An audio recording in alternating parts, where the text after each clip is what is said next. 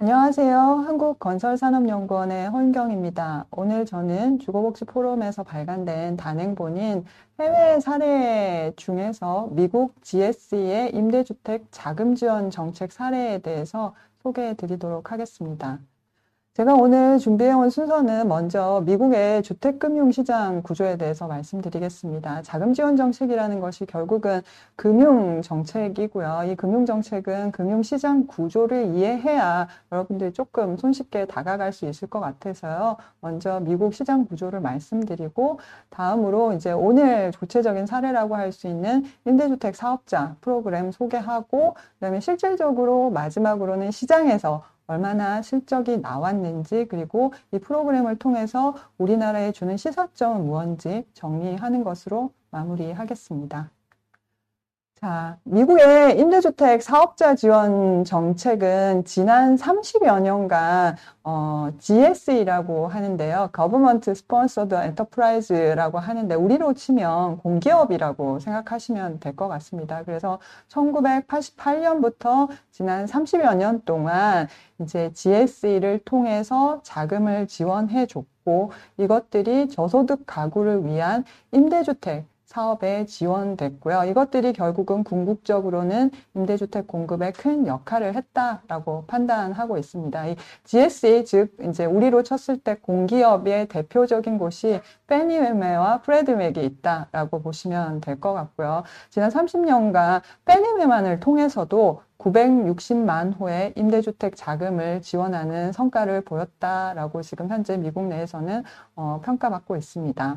이게 왜 좋으냐라면 우리가 사실은 이제 공공에서 직접 개입해서 일을 하게 되면 민간 시장을 구축하게 됩니다. 즉 민간 시장에 피해를 주는 거죠. 근데 이렇게 자금 지원 방식 같은 경우에는 민간 자본에 대한 피해 없이 즉 구축 효과 없이 저렴한 임대주택 을 지원하고 이것들이 시장에서 다양한 자금으로 활용될 수 있게 됐다라는 것이고요. 근데 이제 재미있는 것은 1차적인 자금을 공급하는 것이 아니라 2차 시장에서 유동성을 공급하는 방식으로 공급했기 때문에 민간 자본에 대한 구축 효과가 없었다라고 보시면 될 것 같습니다. 미국에서 임대주택이라고 하면 우리가 얘기하는 우리 시장에서 얘기하는 임대주택과는 조금 다르다라고 보셔야 될 것 같은데요. 우리는 이제 전세나 월세로 사용되는 것들을 점유 형태에 따라서 이제 임대주택을 얘기를 하게 되죠. 근데 미국에는 통상 멀티패밀리라고 해서 우리로 치면 다세대, 다가구 같은 물리적인 형태가 임대주택에 거의 매칭이 되기 때문에 멀티패밀리 형태의 물리적 형태의 주택들을 대부분 임대주택이라고 얘기합니다. 잘 아시다시피 헐리우드 영화 같은 데 보면 이제 단독주택 시장이 미국엔 일반적인 시장이고요. 그 단독주택은 대부분 자가 주택으로 활용된다라고 보시면 될 것 같고요. 우리가 생각하는 이제 3층이나 5층짜리의 여러 주택이 붙어서 있는 물리적 형태의 주택들은 대부분 임대주택인 멀티패밀리로 활용된다라고 보시면 될 것 같습니다. 그 임대주택의 다양한 형태에 대해서 다 지금 이 GSE가 지원해주는 자금 대상이 되면 된다라고 보시면 됩니다. 자, 지금 이제 보시는 그림이 중요한데요. 이게 미국의 주택시장, 금융시장의 구조라고 보시면 좋을 것 같고요. 지금 보시는 왼쪽에는 1차 시장이고요. 오른쪽은 2차 시장이라고 제가 그림을 그려놨습니다. 1차 시장은 우리 시장이랑 동일하다라고 보시면 되겠는데요. 만약에 제가 집을 구입한다라고 보면 제가 결국은 은행에 가서 대출을 받게 되죠. 대출을 받는 과정에서 금리를 낮추기 위해서는 공적 보증기관의 보증을 받게 됩니다. 미국 같은 경우는 FHA 같은 이제 공공의 신용보안기관들을 활용해서 보증을 받게 됩니다. 왜 보증을 받느냐? 우리가 금리를 낮출 수 있죠. 리스크를 완화할 수 있는 겁니다. 제가 예를 들어서 신용등급이 좀 낮기 때문에 금리가 지금 시장금리는 2%대인데 제 등급으로는 한 3%밖에 못 받는다.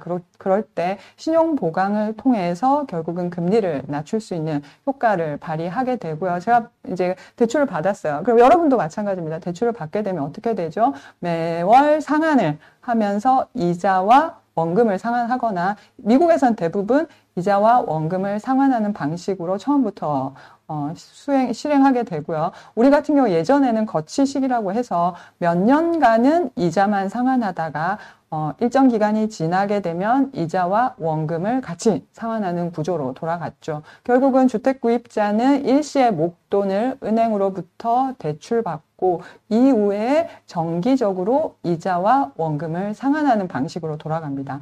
이게 결국 우리가 지금 대부분의 우리가 대출을 받는 주택대출을 받는 시장 구조고요. 이런 것들을 우리가 일반적으로 1차 시장이라고 하고요. 여러분들은 그냥 소비자인 우리 같은 경우에는 1차 시장에서 그냥 끝난다라고 보시면 될 것 같습니다. 근데 은행 관점에서 한번 생각해 보시면 좋을 것 같은데 은행 같은 경우에는 이제 큰 자금인 모기지 대출 자금을 일시에 주택구입자한테 다 빌려줬습니다. 그 빌려주고 나면 결국은 정기적으로 돈이 들어오긴 하지만 많은 대출을 실행하기는 어렵습니다. 그리고 또한 주택구입자가 미납을 한다거나 아니면 연체를 한다거나 이런 리스크가 발생할 수도 있죠. 그럼 은행 입장에서는 계속해서 장기적으로 위험을 끌고 가는 방식입니다. 근데 미국에서는 이렇게 1차 시장만 있는 것이 아니라 우리가 모기지 대출을 실행한 것을 채권으로 만들어서 모기지 채권을 증권화하는 겁니다. 그래서 이것을 다시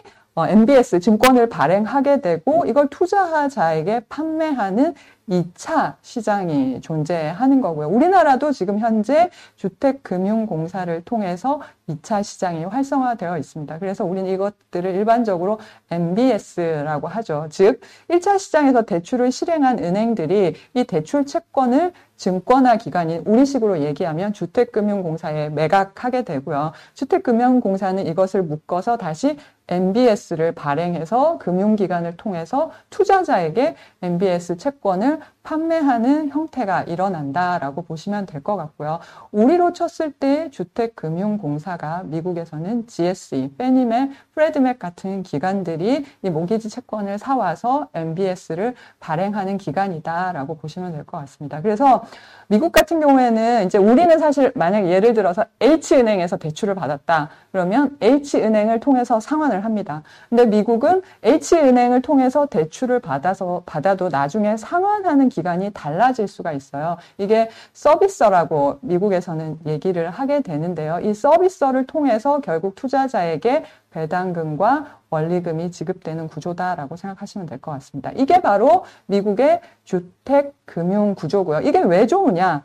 보시는 것과 마찬가지로 시장 참여자가 굉장히 많죠. 시장 참여자가 많아지면 어떤 장점이 있을까요? 결국은 리스크가 분산되는 겁니다. 수익도 분산되지만 리스크도 분산되고요. 리스크가 분산된다는 것은 결국은 금리를 낮출 수가 있는 거고요. 또한 여러 투자자들이 시장에 참여하기 때문에 대규모 자금들을 상당히 많이 끌고 올 수 있는 거죠. 그래서 모기지 시장에 다양한 자금원들이 들어오면서 자금원에 대한 걱정을 덜 수 있다. 그렇게 보시면 좋을 것 같습니다. 자, 이게 지금 말씀드렸던 이런 것들이 이제 미국에서 활용되는 대출 시장 구조고요. 이런 것들이 미국 시장의 수요자에게는 높은 주택 가격 대비 대출 비율, LTV, 즉 미국에서는 LTV가 평균 LTV가 80에서 90까지 되는 경우도 있습니다. 여기다가 보험을 들게 되면 90%를 상회하는 LTV가 실현되기도 합니다. 우리 시장 같은 경우에 예를 들어서 아까 H은행을 말씀드렸는데 H은행에서 대출받고 H은행이 다 가지고 있어요.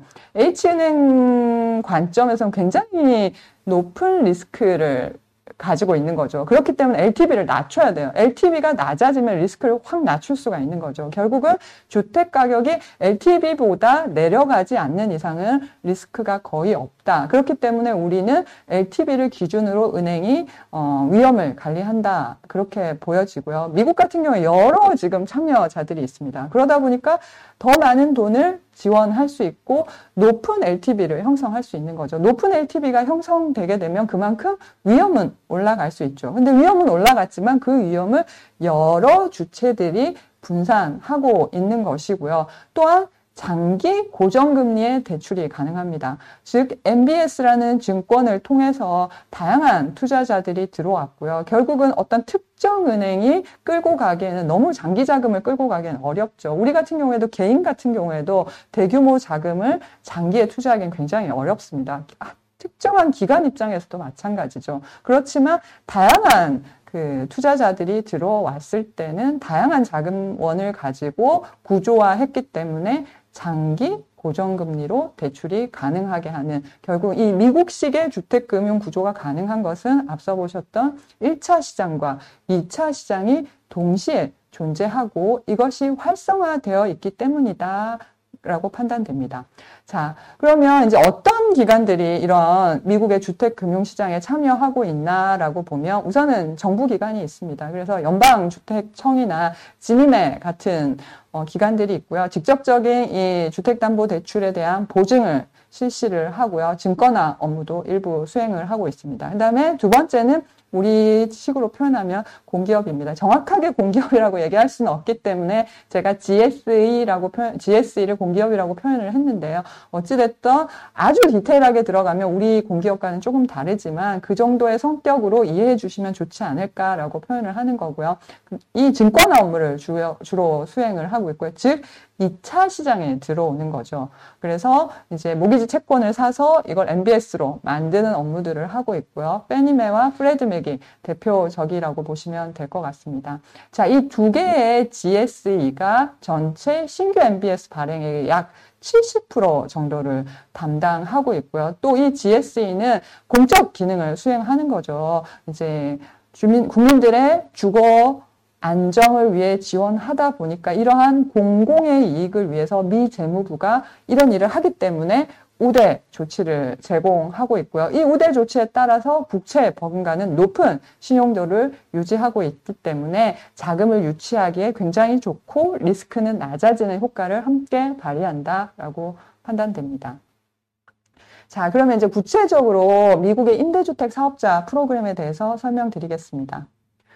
자, 페니메 임대주택 사업자 프로그램이 가장 유명하고요. 이 DSU라고 일반적으로 말합니다. Delegated Underwriting and Servicing 프로그램인데 무슨 말이냐면 이게 위임된 승인 권한을 위임을 하는 거고요. 서비스에 대한 것도 위임한다라고 보시면 되겠습니다. 이 얘기가 무슨 얘기냐? 페니메나 프레드메 같은 GSE가 개별 은행한테 승인권과 서비스의 권한을 위임한 프로그램이다라고 영어로는 그렇게 보시면 될 것 같고요. 그러면 페니메는 언제부터 그러면 그 임대주택과 분양주택 건설 자금에 참여했나라고 보면 우리가 잘 아는 뉴딜 정책 1930년대부터 주택시장에 참여해서 직접 보증이나 아니면 대출을 실시했다라고 보시면 될 것 같고요. 그러면 임대주택 시장에 언제 들어왔냐? 1984년에 들어왔습니다. 그래서 1984년에 임대주택 대출 전담 사업부를 설립을 했고요. 1988년부터 DUS 프로그램을 시작했다라고 보시면 될 것 같습니다. DUS 프로그램은 지금 현재로도 미국 임대주택 대출 시장에 있어서는 표준으로 자리 잡고 있고요. 페니메의 역할을 어떻게 나눌 수 있냐면 페니메는 가이드라인만 주게 됩니다. 이 가이드라인에 맞춰서 금융기관이 대출 심사나 승인을 직접 실시하고요. 그렇기 때문에 위임된 심사와 승인이라고 보시면 될 것 같습니다. 이렇게 되면, 이렇게 승인을 하게 되면 앞서 보셨던 금융구조와 마찬가지로 이 GSE의 보증하에 MBS로 구조하고 다시 투자자에게 증권을 판매하는 형식으로 가고 있다라고 보여집니다. 자, 근데 이 임대주택은 미국에서는 주거용으로 판단되지 않습니다. 왜? 임대주택은 임대소득이라는 것이 들어오기 때문에 커머셜로 분류되고요. 즉 상업용 부동산으로 분류되고, 그래서 우리가 일반적으로 얘기하는 RMBS가 아닌 CMBS에 포함돼서 커머셜 MBS에 포함되어 있다라고 보시면 될 것 같습니다. 또한 GSE 임대주택 대상하는 CMBS는 상당히 이제 리스크의 양호한 모습을 보였고요. 또한 지금까지도 임대주택 분야에 광범위한 유동성을 공급한 것으로 미국 내에서도 평가되고 있습니다.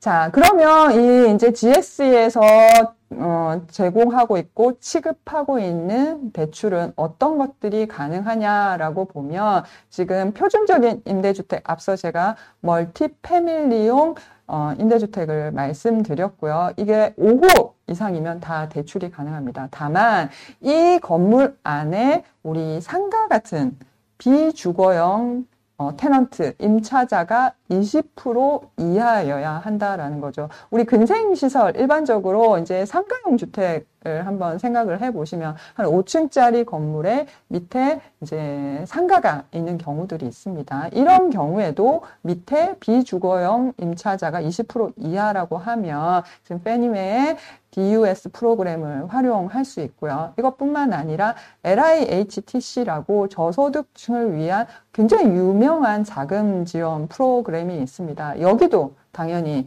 가능하고요. 그 다음에 고령자를 위한 주택, 그리고 Manufactured Housing Community라고 해서 이제 우리식으로 얘기하면 조립식 주택인데 이제 땅은 이제 개발업자가 다 작업을 하고요. 그 위에 있는 공업화 주택, 조립식 주택이라고도 표현을 할 수도 있고 공업화 주택이라고도 얘기를 할 수 있는데 이러한 형태의 조금 저렴한 일반적으로 주택입니다. 이러한 매니팩처드 주택에 대해서도 임대주택 대출로서 가능하게 되고요. 그 다음에 이제 조합 방식이라고 흔히 얘기할 수 있는데요. 협동 주택에 대해서도 임대주택이 가능하고 이제 학생용 주택에 대해서도 가능합니다. 그래서 이렇게 6가지의 형태의 임대주택은 다 지금 이제 빼님의 DUS에서 취급하고 있고요. 다만 이제 가장 중요한 조건이 비주거형 임차자가 20% 이하여야 된다라고 보시면 될 것 같고요. 지금 현재로서는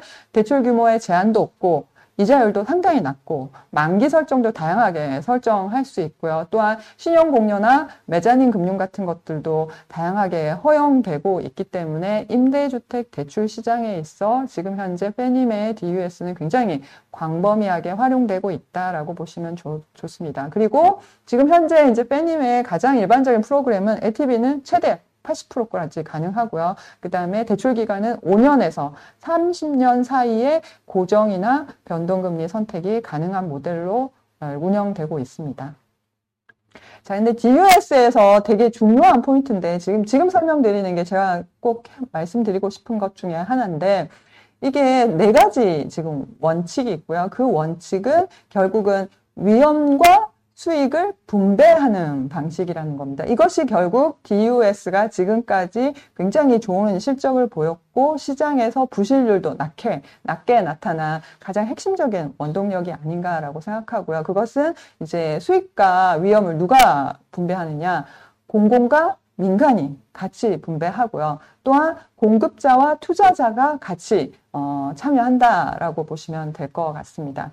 지금 현재 이제 그 빼님에서 이 DUS 프로그램을 뭐라고 그러냐면 스킨 인 더 게임이라고 얘기를 합니다. 스킨 인 더 게임은 우리 이제 그 스티븐 킹의 소설도 있었고요. 나심 탈레브의 책도 있었어요. 그게 무슨 뜻이냐면 게임에 들어올 때 너도 책임을 지고 들어와라 라는 뜻입니다. 그리고 이게 처음에 시작될 때는 경마에서 이 단어가 시작됐다라고 하더라고요. 무슨 뜻이냐면 이제 살갗이 깔 것을 감내하고서 이 게임에 들어와야 된다라는 겁니다. 그러니까 즉 리스크를 자기가 어느 정도 감내하고 이 시장에 들어오기를 강제하고 있는 프로그램이다라고 보시면 됩니다. 즉 대출자 임대주택을 개발하는 사람들이 일반적으로 대출자가 되겠죠. 그 대출자는 무조건 현금 지분을 20% 참여해야 이 DUS 프로그램에 들어올 수 있고요. 또한 이제 2차 유동화 시장은 공공인 팬니메가 담당하지만 1차 유동화 시장을 담당하는 은행도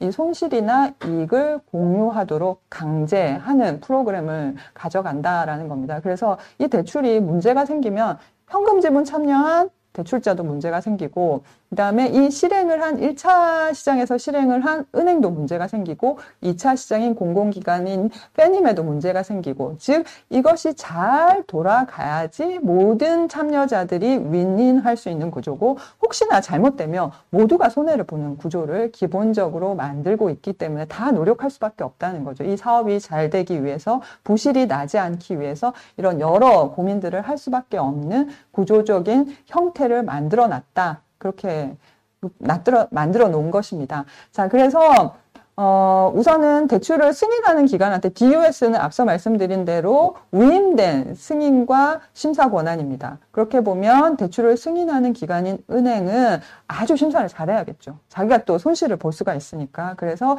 이제 사업자가 가져온 소득이 아니라 실제로 이 프로젝트에서 가능한 소득이 얼마인지를 면밀하게 심사할 수밖에 없고, 그걸 기초로 대출 여부나 조건을 심사하게 된다.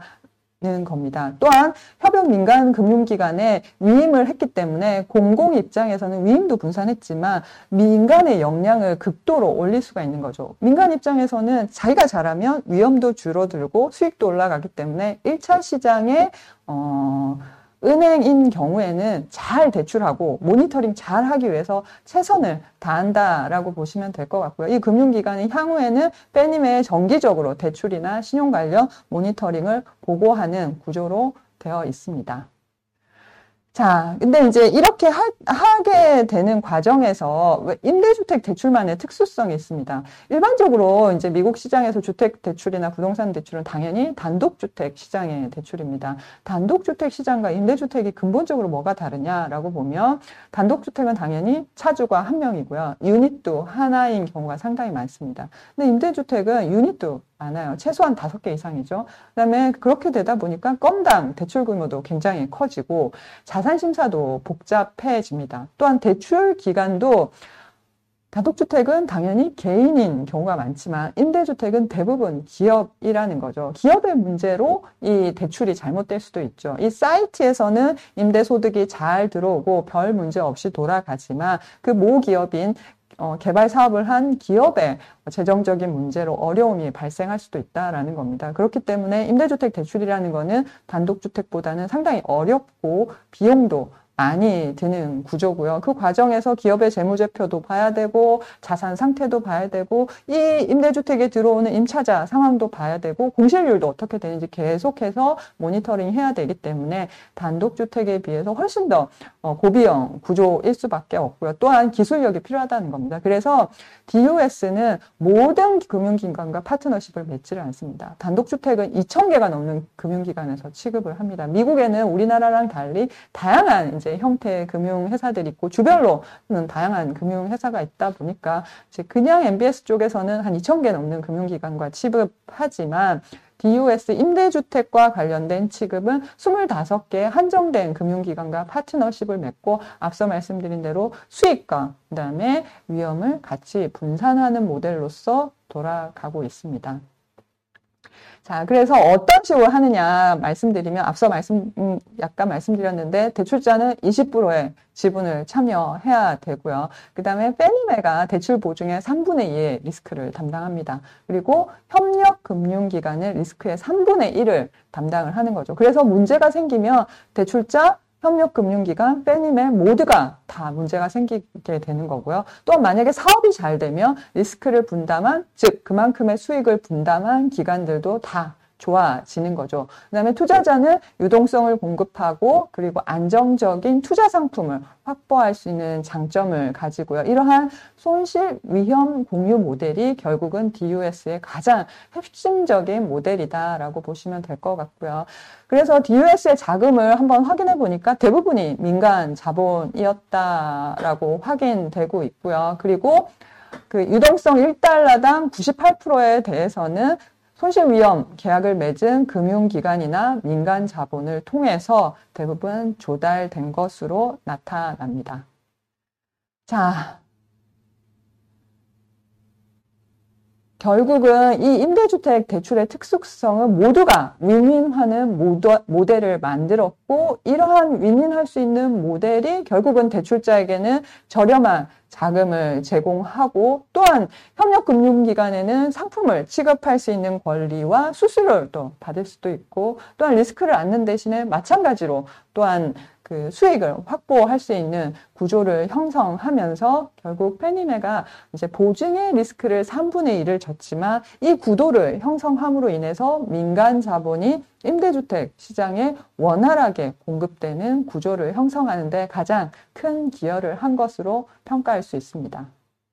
자, 가장 대표적인 사례를 한번 가져왔는데요. 뉴욕의 맨하튼에 있는 스타이브센트 타운이라는 임대주택 단지입니다. 2006년에 이게 거래가 됐는데요. 그러니까 하나의 소유주가 있는 임대주택 단지고요. 가격이 54억 달러인데 제가 어제 환율로 계산하니까 6조 원 정도 되는 곳이라고 보시면 될 것 같고요. 지금 10,000호 이상의 이제 주택이 있습니다. 그리고 맨하튼의 최고의 임대주택 단지고요. 그리고 미국 내에서도 재산세를 가장 많이 내는 곳이라고 알려지고 있습니다. 그래서 이 이제 스타이브센트 타운이 여러 가지 재미있는 사례가 있는데 앞에 사례는 빼고 2006년 사례만 말씀드리면 2006년에 블랙스톤이 그러니까 굉장히 유명한 사모펀드죠. 블랙스톤이 DUS를 기반으로 앞서 말씀드렸던 페니메의 DUS를 기반으로 해서 27억 달러를 조달을 했어요. 그 자금을 가지고 결국은 스타이브센트 타운을 샀다라고 보시면 될 것 같고요. 그래서 27억 달러에 가까운 돈을 결국 페니메, 공공인 페니메의 2차 유동화 시장이 형성되어 있는 자금을 통해서 조달했다라고 보시면 될 것 같고요. 10년 고정금리, 10년 만기, 30년 상한 조건으로 DUS 사상 최대 규모의 대출이 실행됐습니다. 그리고 지금 현재로서 DUS의 이런 대규모 대출 비중은 지속적으로 확대되고 있고요. 2007년에는 이런 2,500만 달러 이상 비중이 1%에 불과했지만 2017년에는 지금 20%까지 확대됐습니다. 스타이브센트 타운의 가장 중요한 포인트 중에 하나가 이렇게 대규모 자금이 대출이 일어날 수 있었던 것은 임대료 규제를 계속 한다라는 조건이 있었고요. 그 임대료 규제를 1만 호에 달하는 전체 세대가 아니라 일정 호수에 대해서는 임대료 규제하면서 공공의 임대시장 안정에 기여한다라는 공공 목적이 있었습니다. 거기에 바탕하에서 페니메가 대출 심사 열심히 했겠죠. 당연히 지금 현재 시장 임료와 이 시장의 이 사이트에 있어서 임료, 공실률, 그다음에 저소득층이나 공공기업 이런 것들을 복합적으로 검토한 이후에 이렇게 대규모 자금이 대출이 이루어졌습니다. 자, 그럼 마지막으로 그럼 이 DUS가 이런 식의 이제 프로그램을 돌려서 실적이 어떤지, 어떤 시사점을 가지는지 말씀드리고 마무리하겠습니다. 자, 지금 이제 FRB 기준으로 담보대출 중 임대주택의 비중은 한 8.7% 정도 수준이고요. 근데 재미있는 것은 계속해서 이게 지금 성장하고 있다라는 거고요. 2010년 대비해서 2019년 같은 경우에는 시장 규모가 거의 1.7배, 2배 가까이 확대된 것으로 보여지고 2018년 이후에는 연 8% 이상 증가하고 있습니다. 또한 어디서 자금이 들어오느냐 보면 지금 페니메 비중이 한 20% 내, 프레드맥 비중이 19%인 걸 감안하면 이제 임대주택 시장의 자금 공급원이 한 40%가 GSE에서 공급되고 있다라고 보시면 됩니다. 그리고 이제 중앙정부인 지니메와 주정부와 지방정부 이런 것들을 다 합치게 되면 결국은 임대주택 시장에 있어서 자금은 대부분 절반 이상이 공공 참여 지원을 통해서 임대주택 시장에 들어온다. 그렇게 판단됩니다.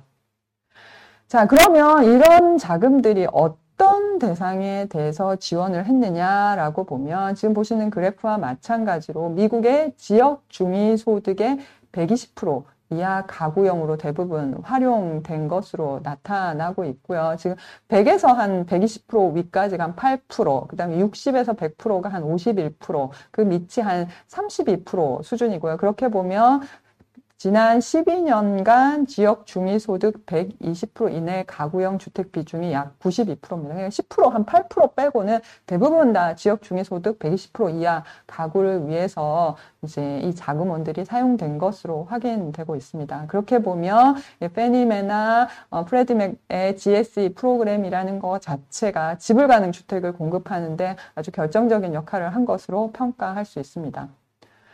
자, 그러면 어떤 자금에 쓰이느냐라고 봤을 때는 이제 글로벌 금융위기 때에는 대환대출이 많았습니다. 그 전에는 취득을 위한 자금들이 많았고요. 그 이후에 다시 취득이 많은 겁니다.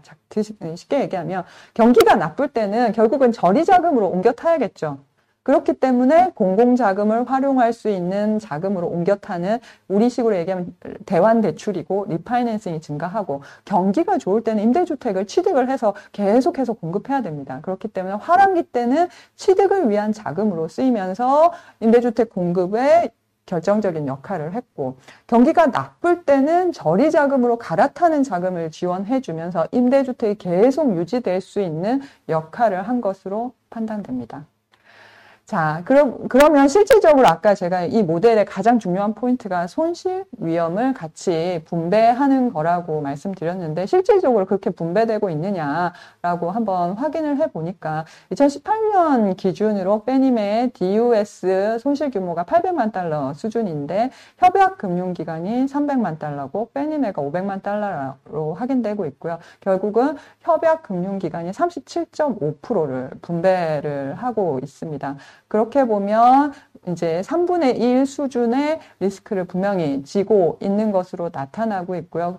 설계된 형태대로 지금 제도가 잘 운영되고 있고, 그것들이 결국은 이 모델을 돌리는 가장 중요한 핵심 키워드가 아닌가라고 보여집니다.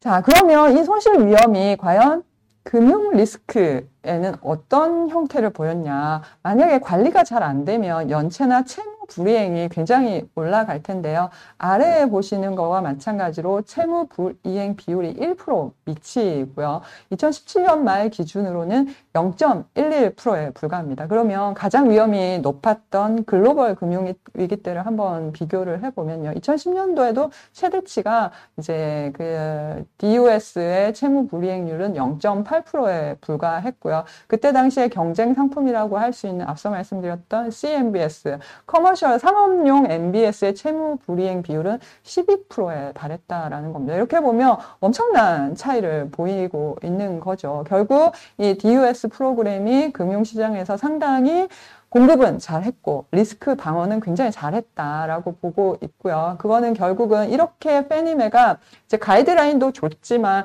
손실 공유 위험을 가지고 있기 때문에 은행 입장에서도 금융 안정성이나 성과를 상당히 관리하기 위한 노력을 한 것으로 평가됩니다. 자, 마지막으로 그러면 이제 시사점을 정리를 해 보겠습니다. 결국은 처음 제일 중요한 거는 공공이 결국 적극적으로 지원했다는 겁니다. 앞서 말씀드린 대로 리스크의 3분의 1은 민간이 지지만 3분의 2는 공공이 집니다. 공공이 더 많은 리스크를 지는 거예요. 그래서 마중물로서 GSE를 활용해서 정부가 리스크를 3분의 2나 지면서 적극적으로 개입을 했다라는 것이 제일 먼저 판이고요. 그 위에 판이 뭐냐면 민간과 공공이 어떻게 위험과 이익을 공유하면서 서로가 더 잘할 수 있게 모델을 만들었느냐, 시장 구조를 만들었느냐라는 것이고요. 그런 면에서 보면 민간도 결국은 리스크를 안고 또한 대출자도 지분 참여를 통해서 리스크를 안는 이 권한과 책임을 서로 공유하는 모델 자체가 금융 건전성 측면이나 사업 안정성 측면에서 굉장히 좋았다라고 판단됩니다. 그리고 최근에 미국 주택시장에 여러 가지 변화들이 있어요. 자가거주 중심에서 밀레니얼 세대들이 등장하면서 임차 수요가 증가하는 것들이 확연히 보여지고 있고요. 자가유 점유율 쪽에서도 변화를 보이고 있습니다. 물론 지금 팬데믹 이후에 미국의 집값이 상당히 오르면서 지금 제가 보여드렸던 자가 보유율보다는 자가 점유율보다는 올라간 모습을 보이고 있지만 어찌됐든 지금 현재 산업 구조, 공간 이용 패턴 이런 걸 봤을 때는 과거 대비해서 최근 들어서 임차 수요가 확대되고 있는 건 사실이고요. 그렇게 보면 임대주택용 대출이나 자금이 계속해서 필요하고요. 이 GS의 역할들은 계속 커지거나 이어질 수밖에 없지 않겠느냐라고 보여집니다. 우리도 결국은 임대주택 공급하기 위해서는 결정적인 건 자금원입니다. 어디서 자금을 가지고 와서 임대주택을 짓고 또 유지하고 재고를 관리할 것인가라고 보면 다양한 금융구조가 필요하다라는 거죠. 지금은 공공의 거의 전적인 금융 지원 없이는 대부분 그냥 민간 자금입니다. 그러니까 양분화되어 있는 거죠. 이원화되어 있는 거죠. 그렇게 보면 좀 더 다양한 금융 구조가 필요하고요. 또한 그 과정에서 민간과 공공이 어떻게 권한과 위험을 배분해서 효율적인 모델을 만들 것인가에 대한 고민들이 상당히 필요해 보이고요. 그런 점에서 보면 이 DUS 프로그램은 우리한테 시사하는 바도 굉장히 크고요. 공공의 우선 선제적인 개입을 통해서 리스크를 일정 부분 가져가고 민간도 이것을 분담하면서 자금원으로서 활용할 수 있는 여러 가지 아이디어를 제공해 주지 않나라고 보여집니다. 그렇게 보면 우리도 이런 모델들을 한번 해서 도입해서 실험해 볼 가치가 충분히 있다라고 판단됩니다. 이상입니다. 감사합니다.